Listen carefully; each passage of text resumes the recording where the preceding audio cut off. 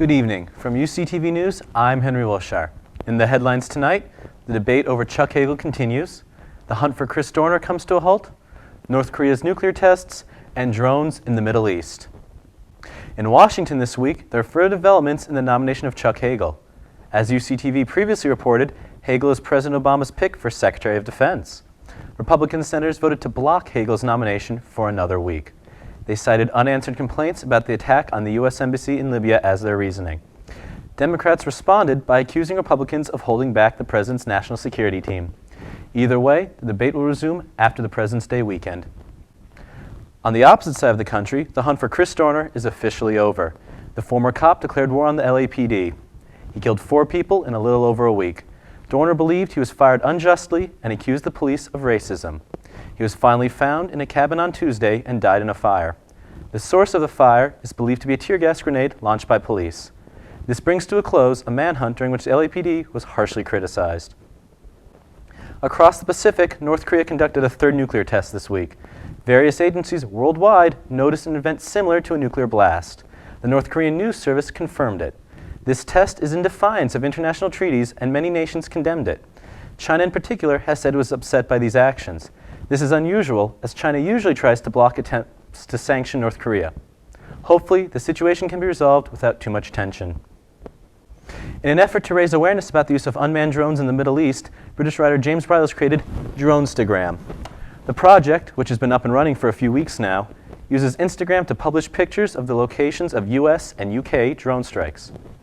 As stated on Bridle's website, book2.org, the goal of the project is to make the location of drone strikes just a little bit more visible and a little bit more real. He hopes that the project will help kindle interest in these overseas activities in what he calls a technologically disengaged media and society. Bridle obtains records of the strikes from the Bureau of Investigative Journalism and then uses a number of other sources to determine the location of the strikes. Oftentimes, Bridle is only able to obtain an approximate location because precise coordinates are hard to come by. Still, the project is definitely worth a look and can be found at instagram.com/Dronestagram. In Ursinus news, a dance craze hits the campus. Here's anchor Kara Bowen with the story. Thank you, Henry. The Harlem Shake. It's a new phenomenon that has hit the cyber world. Students, sports teams, and even organizations like the military and elderly homes have been making their own versions of the Harlem Shake.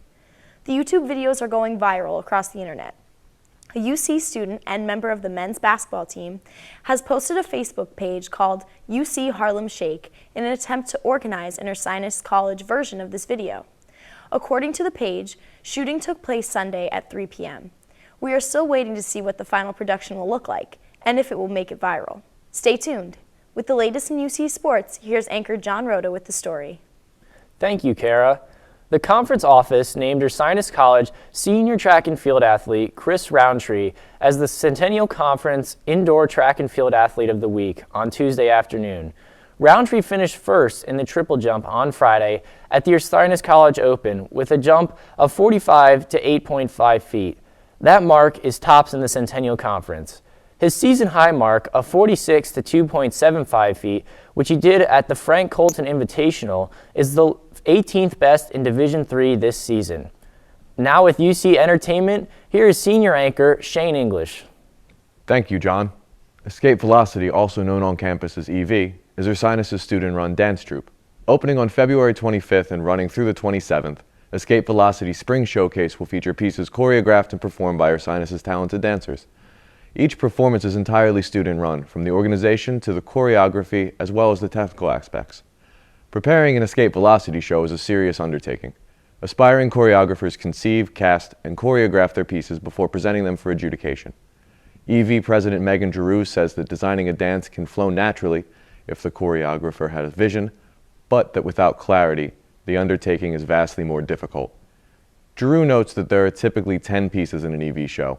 The spring show has an abundance of applicants, making for an exciting and rigorous selection. In years past, EV's executive board was responsible for selecting pieces for the performance. This often led to a conflict, as many exec board members were also aspiring choreographers. This year, EV has invited alumni to return and take over the adjudication process. Escape Velocity is both engaged with its past as well as streamlined the selection process.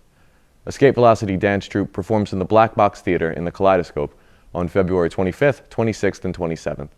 Any dancers interested in joining the troupe for the next season should email evdt@ursinus.edu. Here with a new segment for UCTV is Marina McCann. Marina? Thank you, Shane. I'm Marina McCann with our new UCTV segment called Appealing or Appalling. We invite a surprise guest to our studio and ask their opinion on an issue. They don't know the issue and their response is unrehearsed. For today's program, we welcome Caitlin BigRed Jackson. Please tell us a little about yourself.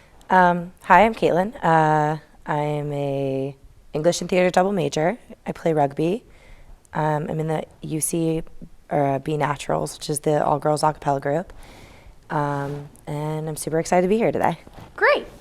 So Caitlin, what is your view on the popular dance craze that has gone viral, the Harlem Shake? Appealing or appalling?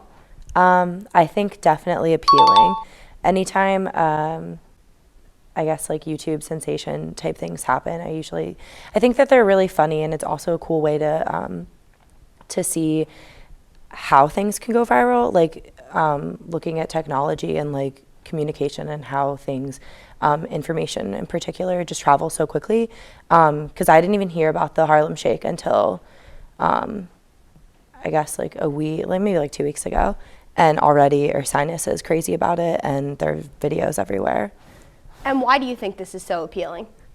I think that I don't know. I think that we all want to be a part of like a shared experience, and so like because everything is so connected, like with technology, whenever you see somebody do something, you're like, hey, I want to be a part of that.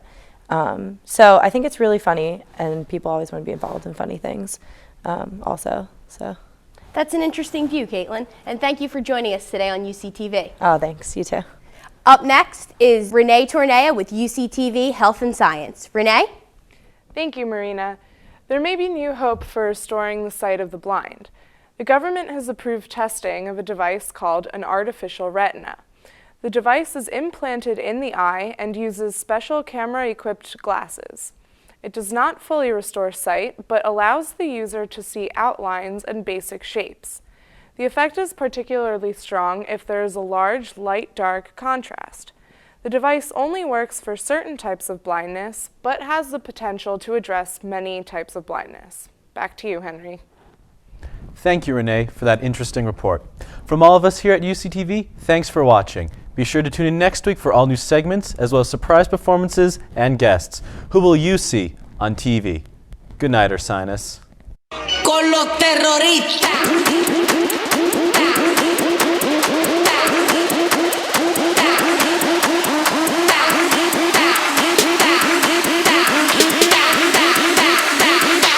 And do the Harlem Shake.